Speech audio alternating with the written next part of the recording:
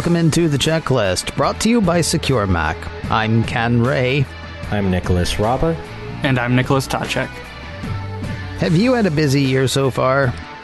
Maybe. Chances are it's not been as busy as the people writing malware, though, and the people trying to stop or contain that malware.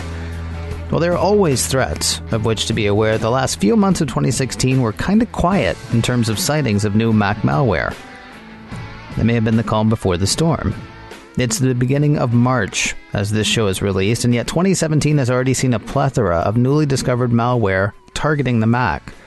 Now, some of these threats are brand new, while others are old threats modified for the latest software.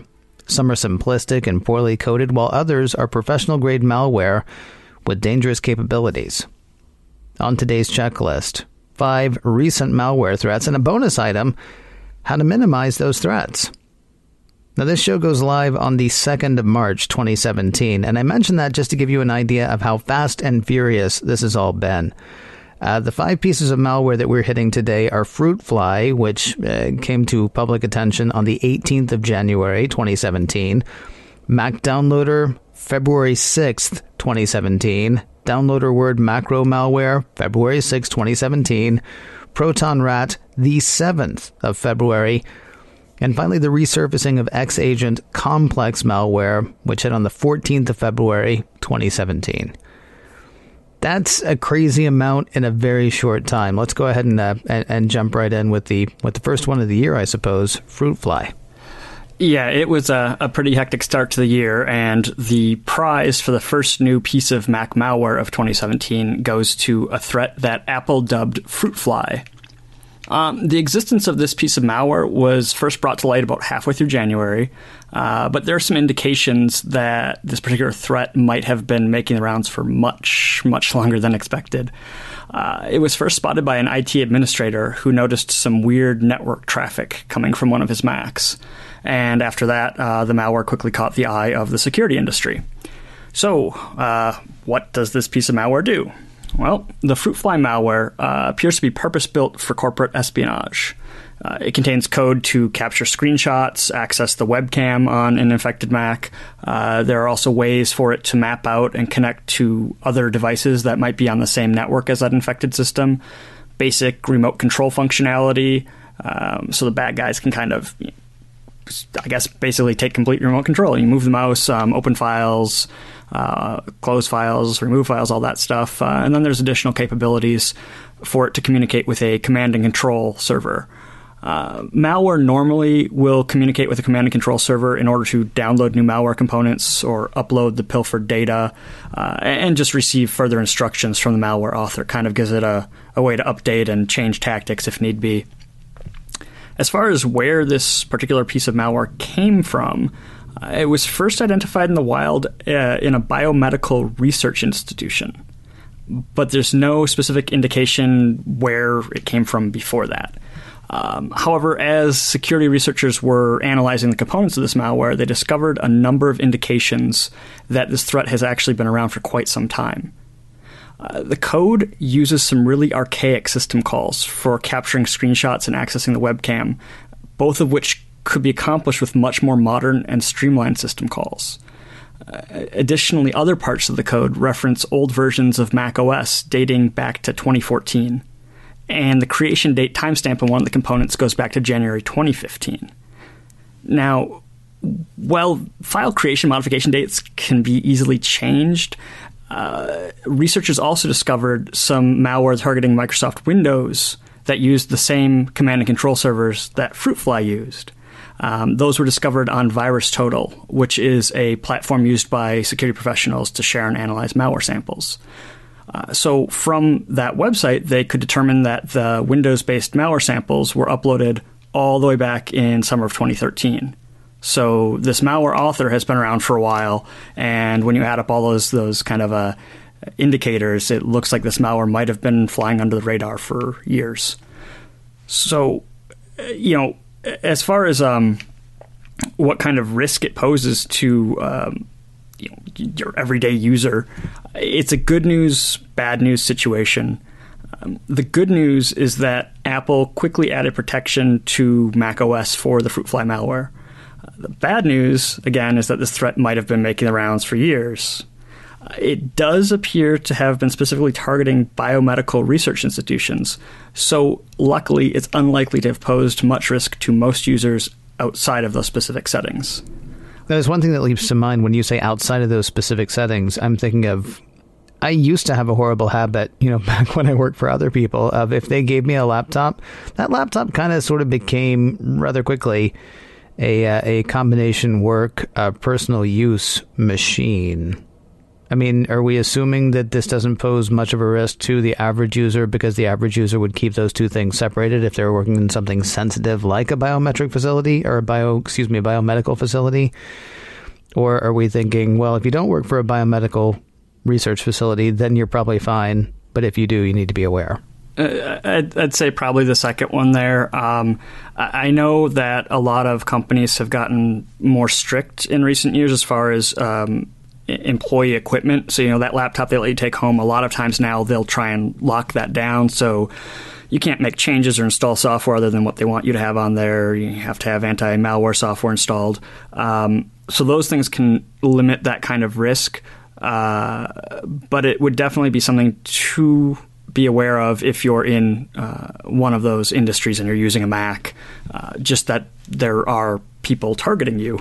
But for, your everyday home user, it's unlikely that this particular piece of malware would have been coming after you just because of the targeted nature.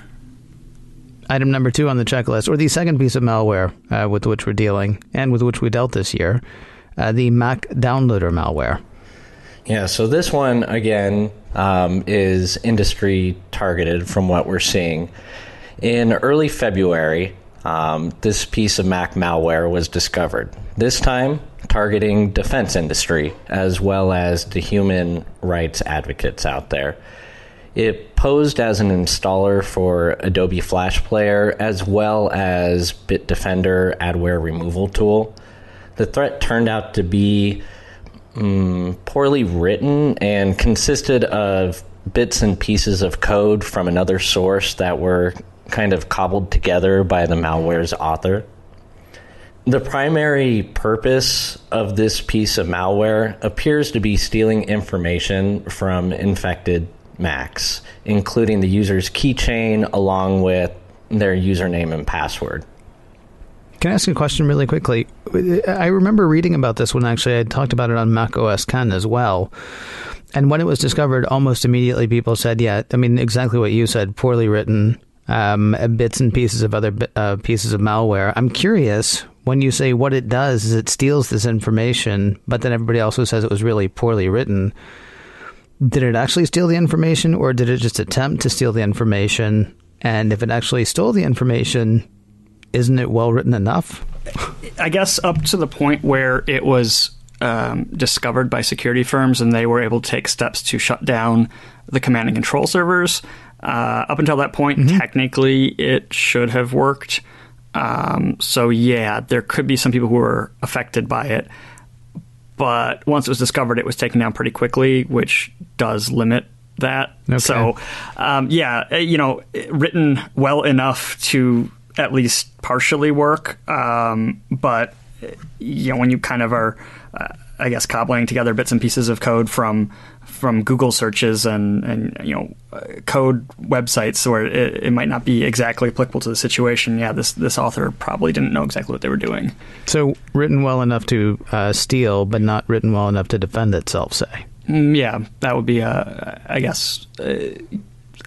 pretty accurate.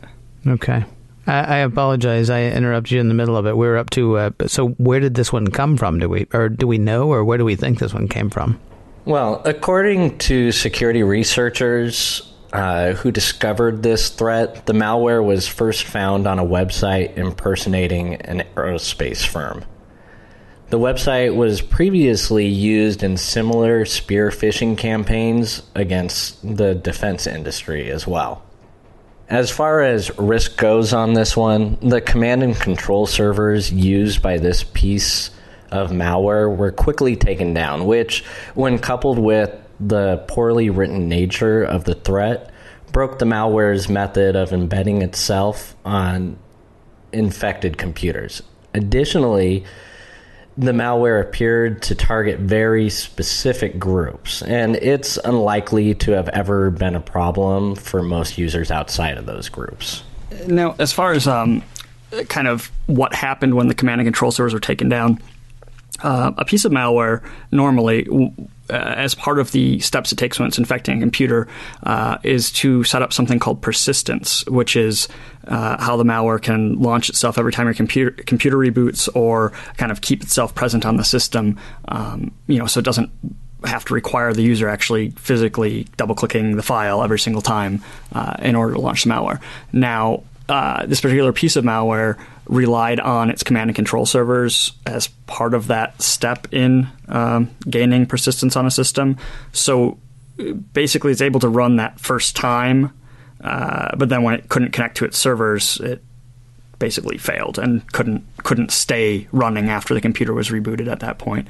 So that's not the case with all malware. Again, this was kind of sloppy coding, and the malware author didn't really know what they were doing. I want to dig into that a tiny bit more. So you're saying once the servers were down...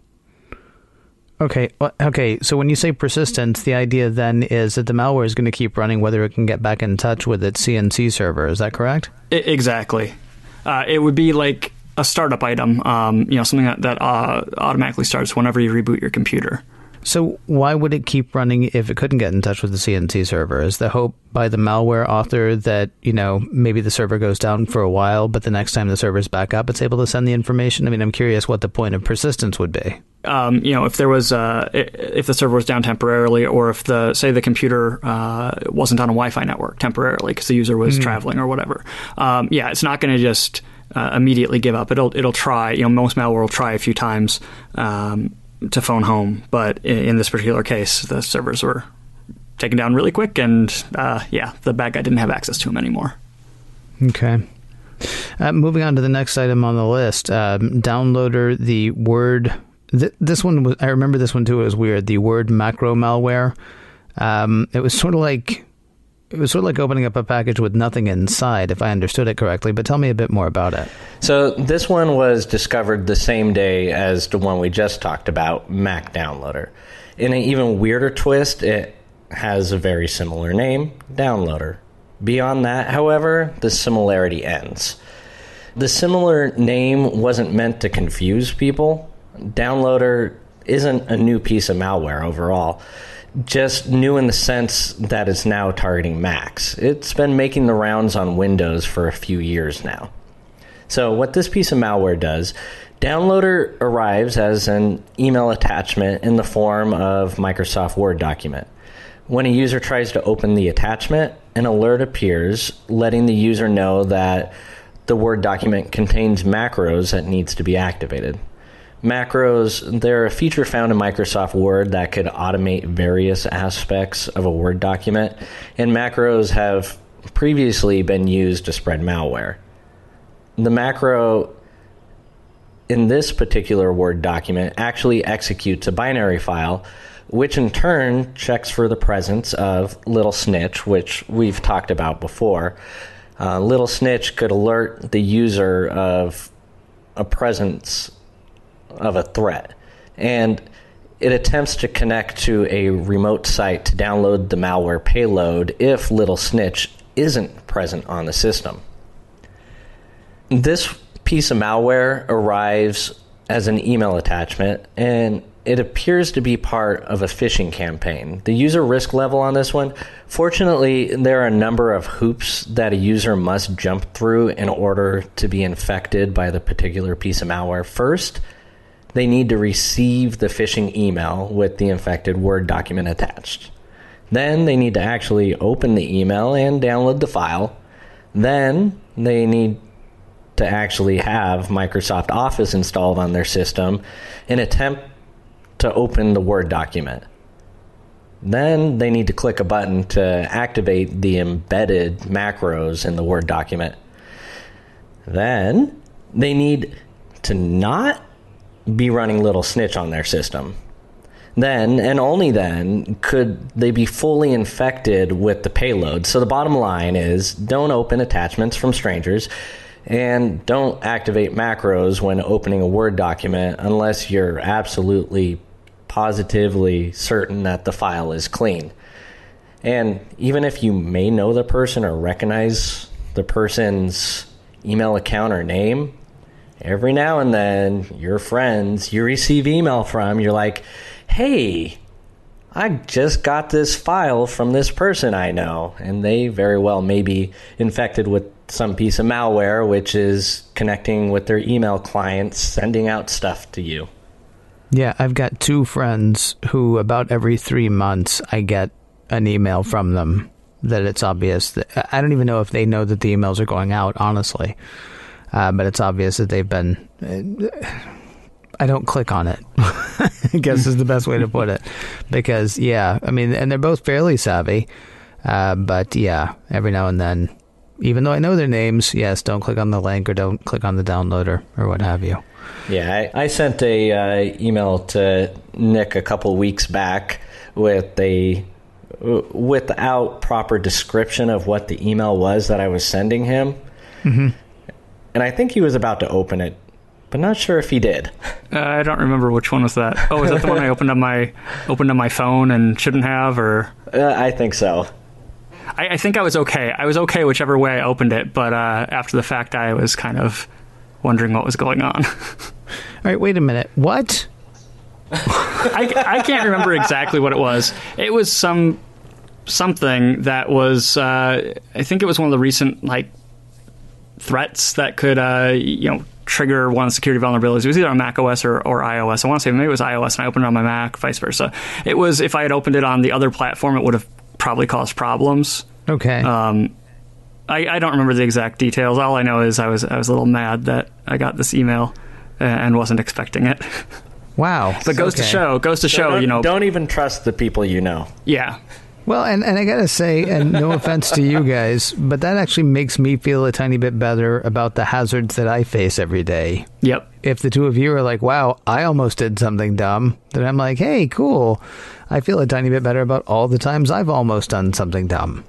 But we get to play with malware all day long. That's true. Know how to handle it and the cases and instances and things like that. Yeah, that's true. Yes. Okay, so you'd be better prepared. I'd just be freaking out and, trying to figure out if my phone would still work well enough to call one of you. Let's move on to the next item on the list. Proton Rat, which sounds like really a bad science fiction movie, but it's actually a bad piece of software, I suppose. Well, a few episodes ago, we were kind of talking about the dark web. And if you recall, we said it could be used for bad stuff. Well, case in point, the newly discovered Proton Rat malware comes from the dark web and is being sold on one of the leading Russian cybercrime forums that exists there. As far as what it does, Proton Rat, RAT stands for Remote Access Tool. It's being touted by the malware author as completely undetectable with a wide variety of features and capabilities. I mean, seriously, there's a sales sheet that the guy was advertising. Included in the list was it could monitor keystrokes, upload files to remote machine, download files from remote machine, remote control capabilities, taking screenshots, accessing webcam. Seriously, the list goes on and on and on as far as the features go. As we said, it comes from the dark web being sold on cybercrime forums there. As far as the risk goes... Let me ask you a question. I'm sorry, before you go on to the risks. So you're telling me that we know about this. You're also telling me that the sales sheet on this says it's completely undetectable. Do we only know about it because we've seen it being sold, or is it in fact detectable? Basically, what happened was this was a private forum, like invite only, and one of the security research companies had people who were keeping an eye on it who apparently had access to it. And when they saw it posted there, a lot of times malware authors will say something is completely undetectable by uploading a sample to one of the malware research sites like VirusTotal, which we mentioned earlier. Mm-hmm. And that website will actually can tell you. It has a variety of anti-malware engines built in from some of the major companies, and those engines will scan the uploaded file, and if it detects something as malware, it will let you know. So it's a way to quickly test the capabilities, I guess, of detection. So the bad guys use it to say, is generic detection by this particular anti-malware software going to flag my file as malware?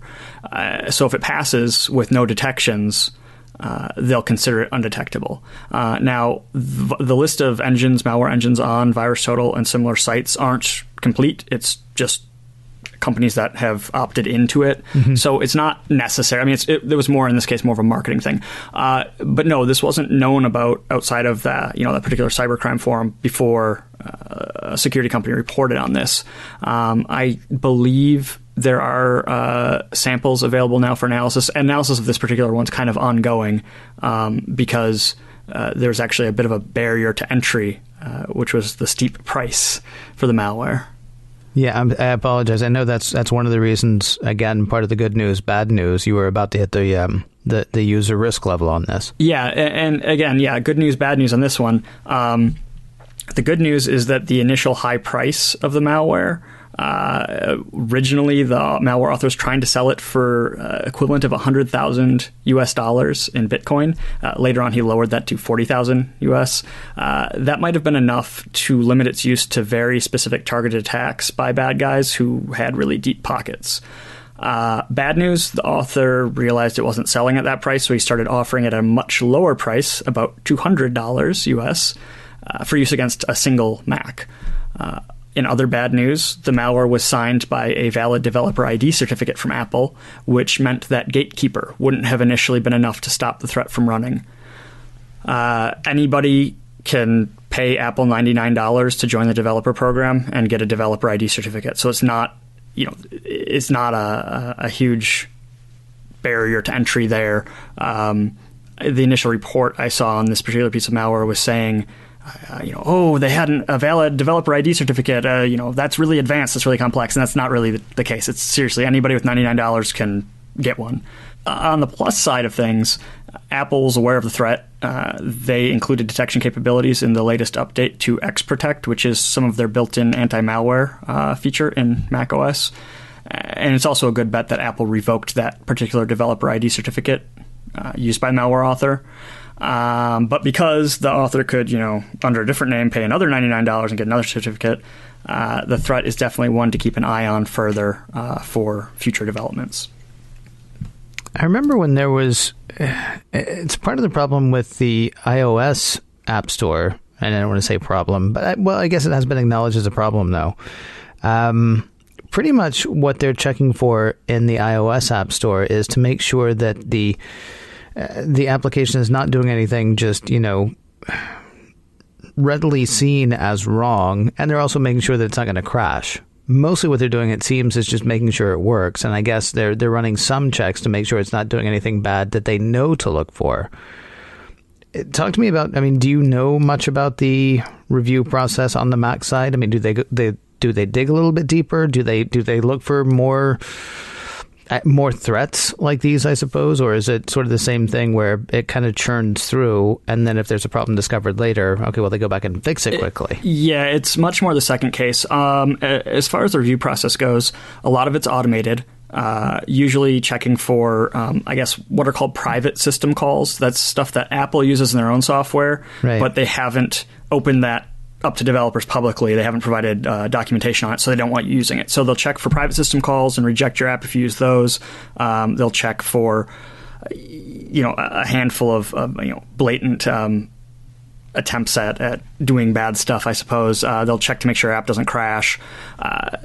Beyond that, a lot of it's manual review, after the fact if there's complaints. But even then, we've seen apps in the iOS App Store before with 1-star reviews because it was stealing users' passwords, and Apple apparently wasn't monitoring that aspect of the store. It was, people had to report to them before they kind of took some action on that. As far as the Mac side of things goes, there are a lot more ways on a Mac that you could do bad stuff with the built-in system calls and everything else versus on iOS. On iOS, everything's kind of compartmentalized.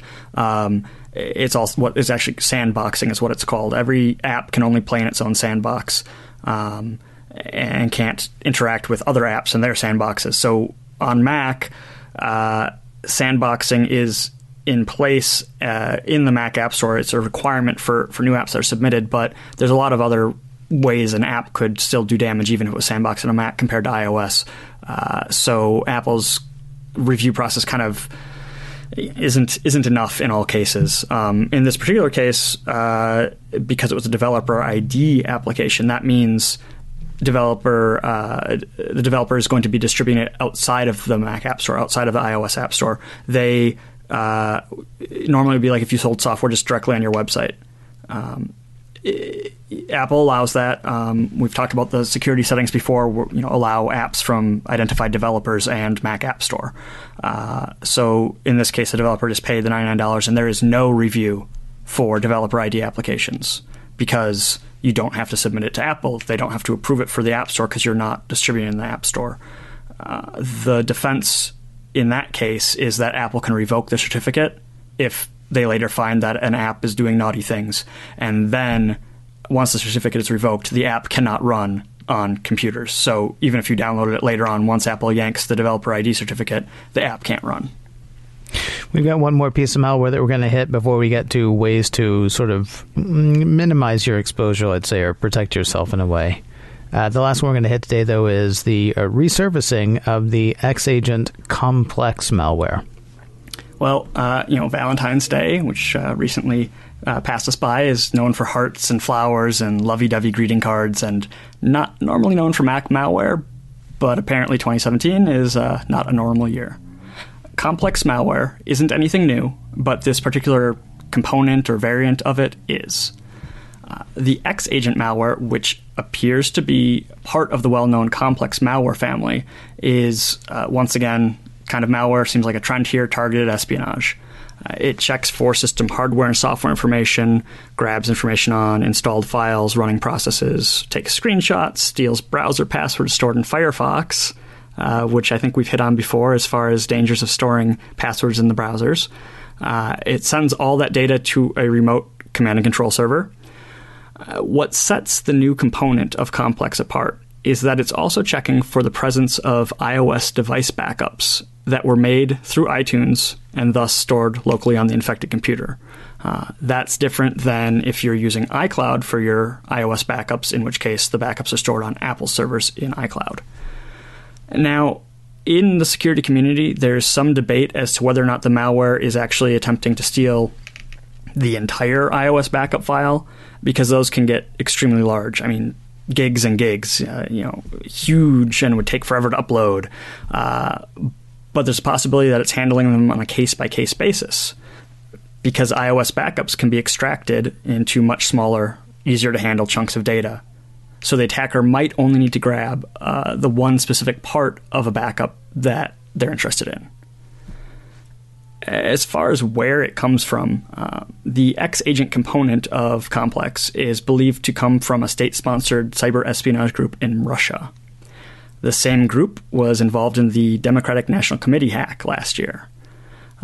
Complex was originally distributed as a malicious PDF document through spear phishing attacks, and it's believed that the X-Agent component is downloaded and installed on systems that were already infected with previous variants of the Complex malware. So if a user got that malicious PDF 6 months or a year ago or whatever and managed to infect their system, this malware is kind of updating itself. It's doing new things, communicating with the command and control server and adding new capabilities.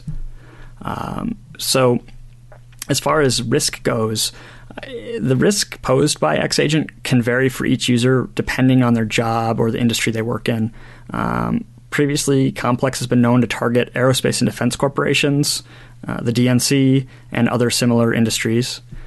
Users in those types of industries should really remain vigilant because, as this is a state-sponsored espionage group, the threat posed by X-Agent and Complex isn't likely to go away anytime soon. They're going to keep developing it. They've got the money. They've got the people.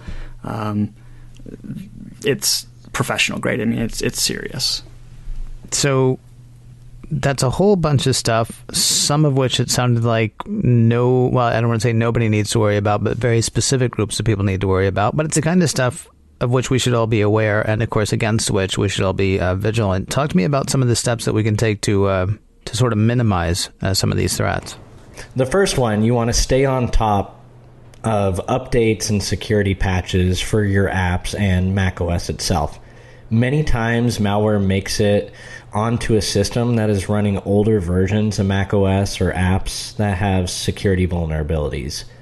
By keeping up with the latest updates and security patches, you could mitigate the risk posed by software with known vulnerabilities, which are often considered to be low-hanging fruit that offers easy access to the bad guys. Second thing you can do to protect yourself is to run anti-malware software. Now, anti-malware software can be kind of hit or miss when it comes to brand new malware, but it's generally really good at detection of known threats. So make sure you run some up-to-date anti-malware software used to scan downloaded files before you even think about opening them. It can provide a great line of defense against run-of-the-mill malware threats, and security companies are generally pretty good about staying on top of emerging threats and analyzing them, getting updates out pretty quick to detect them. The third one, run outbound firewalls like Little Snitch. One of the main goals of any piece of malware is to stay hidden on a system. Outbound firewalls that monitor outgoing network traffic, such as Little Snitch, can quickly clue in a user when something is amiss on their system. In fact, a fair amount of malware freaks out when it detects Little Snitch on a system. It's trying to infect and immediately gives up. This isn't the case with every piece of malware, but it's definitely an unexpected bonus. We've hit on this point before in a number of episodes, but watch out for phishing attempts when it comes to that unexpected email attachment or links to a site that just seems a little bit off. It's always better to err on the side of caution. If you don't know the sender, be doubly cautious. If you do know the sender, verbally check with them to see if they actually sent the link or attachment before proceeding. It's not enough to just shoot an email back and say, "Hey, did you send this?" Because if it's somebody who has control over their account and they don't know it, or if it's you're replying to a spammer who spoofed their email address, they're going to say, "Oh yeah, it's me." Give them a call on the phone. Go walk down the hall and find them in person if it's at work. But just make sure to check with them that they actually sent whatever it is, the link or the email, before you follow the link or open the attachment. I promise I'll send better emails to you, man. The next one, macros. Be very careful with them. Word document macros have been, for a long time, a vector of infection when it comes to malware. While there are some situations where they're useful, they're more often something to be avoided. Unless you know exactly what you're doing and expect macros to be present in the Word document, don't activate them when it prompts you to. That's a decent amount of information that we've hit, both on the, some of the most recent threats, and then also good steps to follow. And a lot of those steps we've covered before, and I would hazard we're going to cover a lot of those steps again, because it's part of the vigilance about which we are vigilant. I guess would be the way to put it. If you want to revisit any of the malware issues that we talked about today, or go back over some of those steps, we do have show notes that we keep both for current shows and for all the past shows and all the future shows once the future shows become current shows or past shows. The place to find that is securemac.com/checklist. That address again, securemac.com/checklist. The web address, that is, because we also have an email address about which to tell you. If you get a question for us, a comment, a topic you'd like to see us hit, checklist@securemac.com is the email address. And that again is checklist@securemac.com. And if you can't remember that, please remember this. You are listening to The Checklist by Secure Mac. And we'll talk to you next week.